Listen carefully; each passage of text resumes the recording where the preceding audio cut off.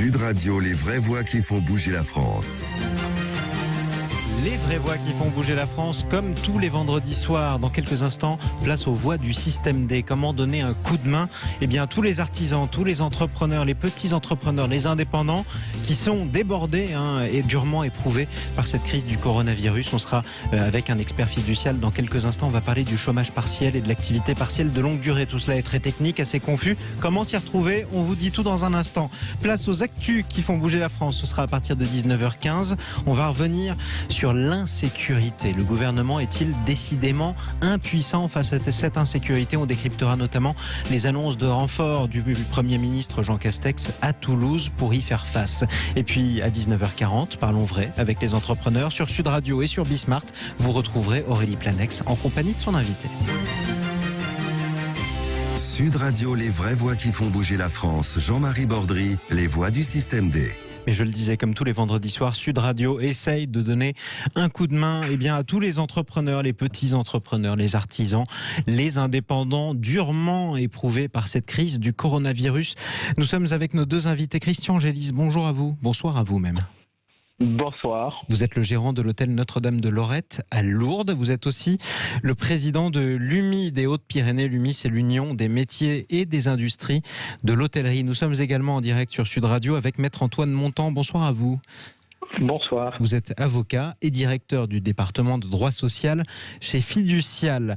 On va parler ce soir du chômage partiel et de l'activité partielle de longue durée.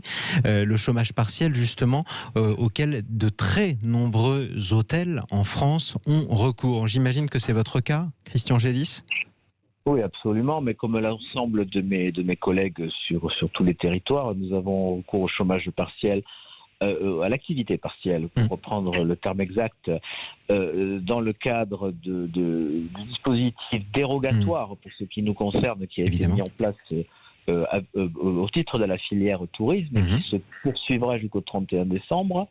Voilà aujourd'hui la date butoir qui nous est imposée au titre du régime dérogatoire, sachant que la vraie question qui suit, c'est « et après ?»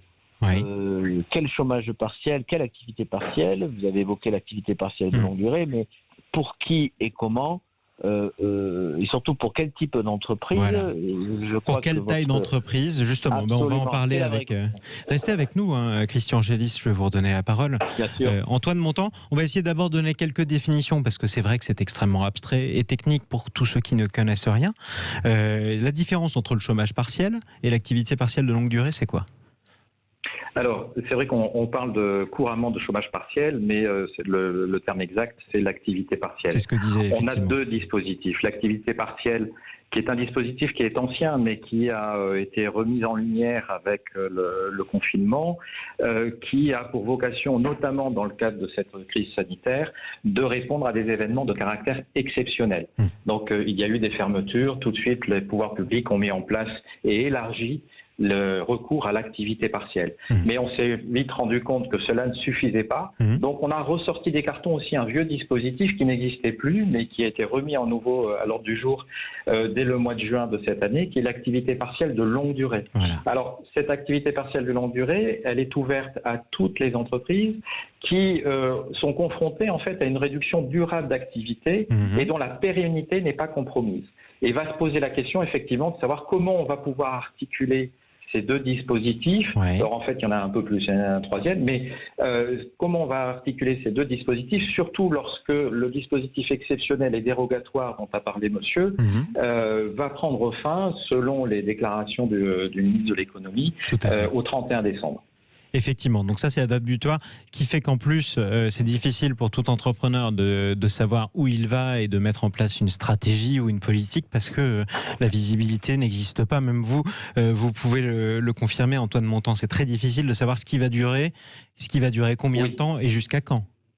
Oui, c'est très difficile. Si vous voulez, par exemple, le système dérogatoire qui a été mis en place a été mis en place par voie de communiqué de presse.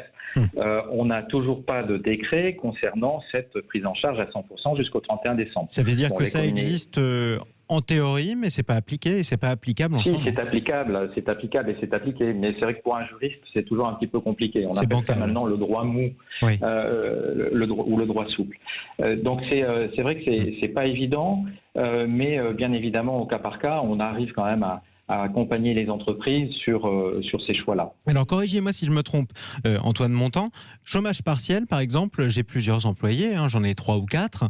Je mets malheureusement un de mes employés en activité partielle, comme vous dites, c'est-à-dire au chômage partiel. Ça veut dire qu'il ne travaille plus au bureau ou dans l'entreprise et que son salaire est pris en charge en bonne partie par l'État. C'est ça ?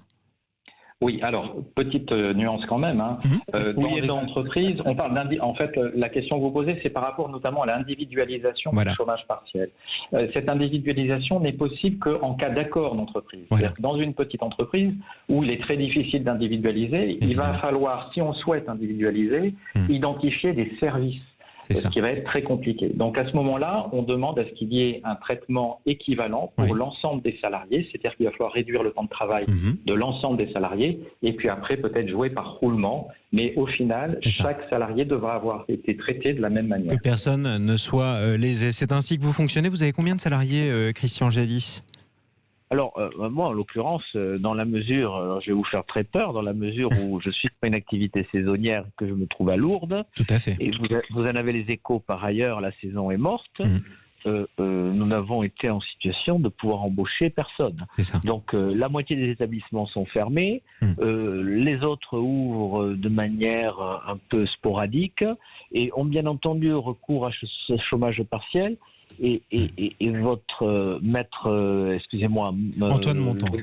Antoine Montant vous a bien précisé le fait qu'il s'agit au départ d'une mesure collective. Donc, les conditions d'individualisation ont été extrêmement difficiles à appréhender dans le feu de la crise, notamment parce qu'un certain nombre de prérequis ont été, comment dirais-je, écartés de manière au fil du temps. Et dans les faits, Maître Montant vous a dit que les annonces étaient faites par communiqué de presse, autrement dit, les mesures existaient de fait, mais n'étaient pas nécessairement immédiatement fixées en droit. Et cela a posé à beaucoup de chefs d'entreprise et à leurs conseils, les experts comptables, les avocats, beaucoup de questions, notamment sur le fait que le chômage partiel nécessitant en principe un accord d'entreprise, au moins pour son individualisation, il a été parfois même de fait mis en œuvre sans accord d'entreprise. Et tout ça est un contexte un peu compliqué à gérer par les professionnels du chiffre comme du droit. Et là, je crois que Maître Montant va pouvoir le confirmer, parce que ça veut dire aussi que parfois, dans l'urgence, les entrepreneurs sont amenés à prendre des décisions qui peuvent être attaquées en justice. C'est ça ? Alors, cela potentiellement. Potentiellement, je veux dire. Oui, il y a toujours...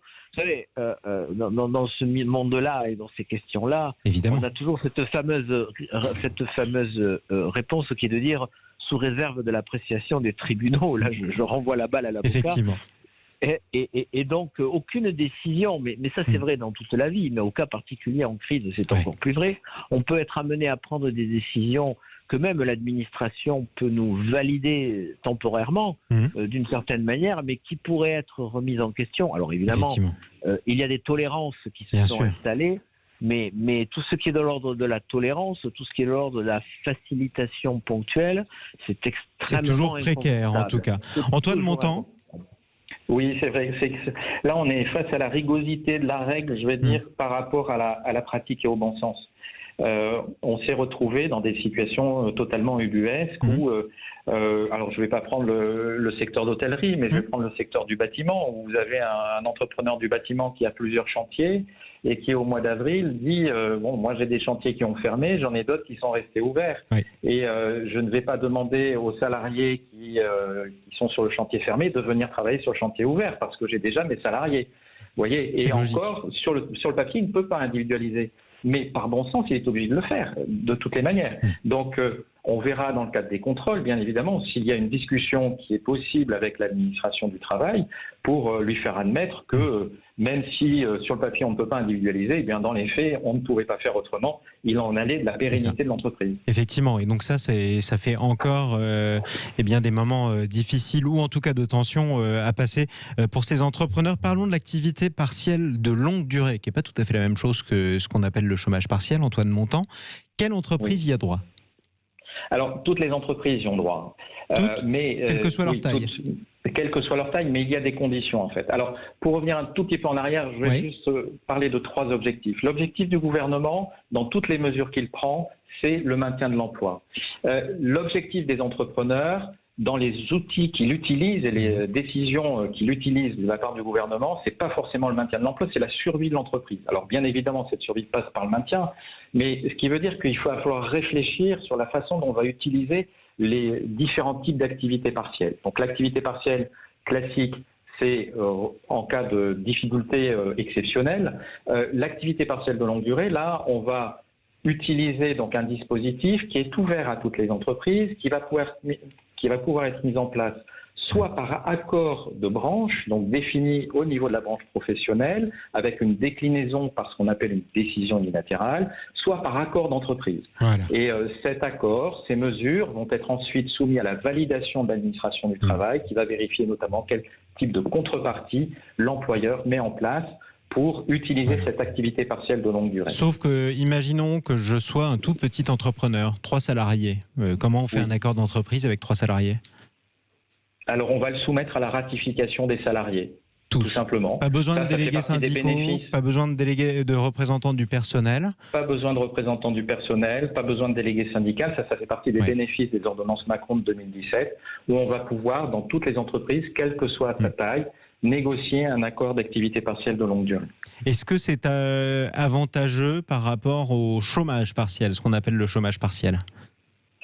Alors là aussi, il va falloir faire un petit audit, un petit bilan. C'est-à-dire que dans des secteurs sinistrés ou qui font l'objet de fermetures administratives, on a dit qu'ils avaient une prise en charge à 100% jusqu'en 31 décembre. Ce n'est pas le cas en activité partielle de longue durée. L'activité partielle de longue durée, par ailleurs, on limite la diminution du temps de travail des salariés à 40%. C'est-à-dire qu'on ne pourra pas la diminuer de plus de 40%. Et là, l'entreprise bénéficiera de 60% d'allocation de la part de l'État. Donc quel est l'intérêt Alors, quel est l'intérêt dans ce cas-là de passer plutôt en activité partielle de longue durée ? Tant qu'on a un dispositif exceptionnel jusqu'à 100%, à mon sens, il n'y a pas forcément d'intérêt. Tant que vous avez 100%. Donc pour l'instant, ça ne vaut pas le coup. Si jamais le gouvernement décide que ce sera moins que 100% pour le chômage partiel, là, ça vaudra peut-être le coup. C'est ça ? Oui, et si jamais on est certain qu'à compter du 1er janvier, les dispositifs dérogatoires n'existent plus, il va falloir quand même anticiper et se poser la question assez rapidement de savoir si on ne va pas quand même basculer sur l'activité partielle de longue durée, parce que négocier, ça prend du temps. Expliquer aux salariés ce projet, ça prend du temps. Donc il va falloir anticiper très prochainement. Et c'est déjà demain, effectivement. En tout cas, un enseignement, Christian Gélis, n'importe quelle entreprise, et ce quelle que soit leur taille, en fait, a droit de passer en activité partielle de longue durée. Manifestement, elles n'y ont pas intérêt en ce moment, parce que le chômage partiel est trop bien pris en charge par l'État, mais ça ne durera peut-être pas. Merci à tous les deux d'être intervenus sur Sud Radio. Christian Gélis, gérant de l'hôtel Notre-Dame de Lorette à Lourdes et président de l'UMI des Hautes-Pyrénées. Et bon courage à vous, parce que c'est vrai que la saison a été particulièrement difficile pour les hôteliers du côté de Lourdes. Merci à vous également, Antoine Montant, avocat et directeur du département de droit social chez Fiducial. La suite des vraies voix qui font bouger la France, c'est dans un instant. Place aux actus qui font bouger la France. Le gouvernement est-il débordé face à l'insécurité ?